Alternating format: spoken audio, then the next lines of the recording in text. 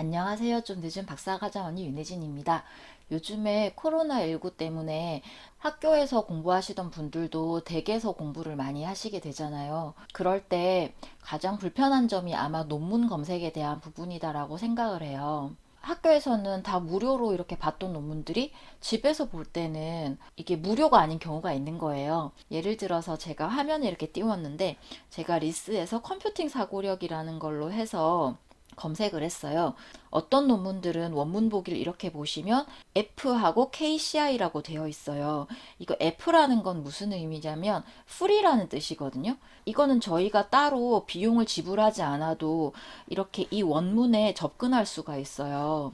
이런 KCI 같은 경우에는 국가에서 관리하는 DB이기 때문에 저희가 따로 비용을 지불하지 않아도 접근할 수 있는 그런 특징이 있어요.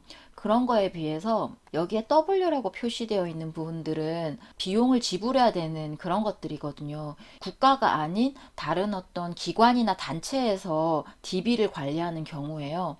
여기 이렇게 보시면 이 논문 같은 경우에는 이렇게 DBPR라는 곳에서 이런 논문을 관리하는 거예요. 여기에 보시면 기관 인증에 대한 내용이 나오죠. 그래서 오늘은 이 부분에 대해서 좀 설명을 드리려고 해요. 보통 여러분 학교에서는 중앙도서관을 중심으로 이런 큰 유료 데이터베이스에 관련된 비용을 지불하고 계약을 체결하는 경우들이 있어요. 저희 학교 같은 경우에도 몇 군데 이렇게 하고 있는 걸로 알고 있거든요. 그래서 우리가 학교에서 DB를 이렇게 접근할 때는 이게 공짜인 것 같아도 사실은 학교에서 비용을 지불하고 있기 때문에 저희가 무료로 활용할 수 있는 거예요. 그리고 그 비용은 당연히 저희 등록금에서 나가는 거겠죠. 그래서 학교에서는 이렇게 자유롭게 유료 DB에 있는 논문들도 저희가 참조를 할 수가 있는 거예요. 그런데 그 유료 DB 입장에서는 이 사람이 기관 소속인지 아닌지를 어떻게 알고 있느냐, 이게 궁금하잖아요. 학교 같은 경우에는 학교 IP가 있어요. 우리는 잘 모르지만 학교에서 인터넷을 접속을 하면 그게 만약에 유선 인터넷이라면 무슨 대학교라는 그런 라벨을 가지고 그 유료 DB에 접근하는 거거든요. 그래서 그 유료 DB에서는 이 사람은 누군지는 모르겠지만 어쨌든 나랑 계약한 그 학교 소속이야. 그걸 알기 때문에 저희에게 그런 자료를 개방하는 거죠. 이거는 학교에서 제공하는 무선 인터넷에 대해서도 마찬가지예요. 그걸 통해서 이런 유료 데이터베이스에 접근을 하면 그 데이터베이스에서는 우리랑 계약을 한 이 학교 소속 이렇게 알기 때문에 그 데이터베이스를 열어주는 거죠. 그거에 비해서 학교가 아닌 곳들, 예를 들어서 우리 집, 뭐 카페 이런 데서 접근할 때는 그 데이터베이스의 입장에서는 소속이 불분명하기 때문에 이 사람들은 유료의 대상이에요. 그러면 저희는 어떻게 해야 되냐면 여기에서 이렇게 기관을 인증하라고 하면 이렇게 기관을 인증하는 거죠. DBPR 같은 경우에는 이렇게 기관 인증에 관련된 이런 팝업이 떠요. 그래서 소속 기관을 조회하라고 하는데 이 부분에 대해서 이제 저희 학교를 넣는 거죠. 제가 제주대학교 소속이라서 제주대학교를 이렇게 집어넣으면은 기관 계정이라는 게 나와요. 기관 계정에서는 이 아이디는 본인의 학번을 쓰시면 돼요. 여러분 대학 도서관에 대해서도 여러분이 회원가입이 되어 있으시잖아요.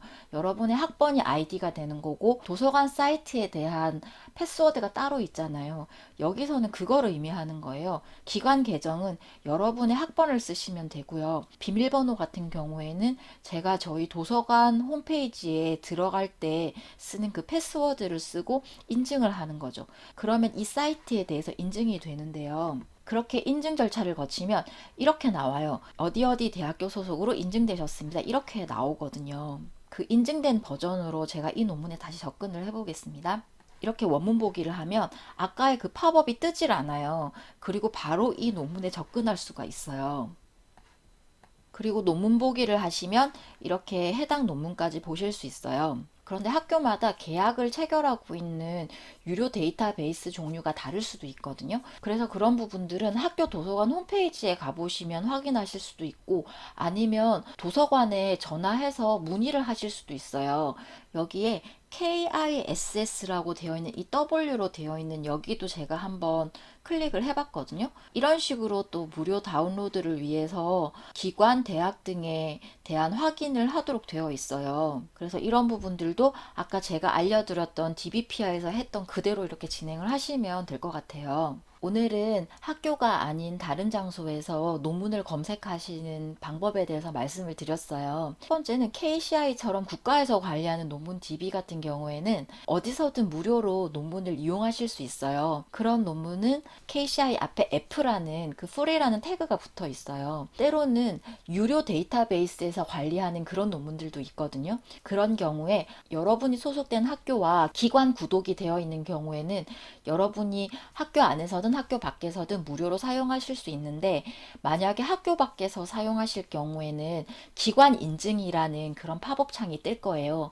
그럴 때는 제가 말씀드렸던 대로 여러분의 소속 학교를 쓰시고, 그리고 거기에 밑에 기관 인증이라는 란에 여러분의 학번과 비밀번호를 쓰시는데, 그 비밀번호는 보통 여러분이 학교 도서관 사이트에 가입하셨던 그 비밀번호일 거다라고 제가 안내를 드렸어요. 이런 활용에 대해서 문의가 있으실 때는 여러분 학교의 중앙도서관에 거기 보시면 담당자들 계시거든요. 한 단계 한 단계 이렇게 진행을 하시는 것도 도움이 될 거다라고 생각을 합니다. 오늘도 일하시면서 공부하시느라 수고가 많으셨고요.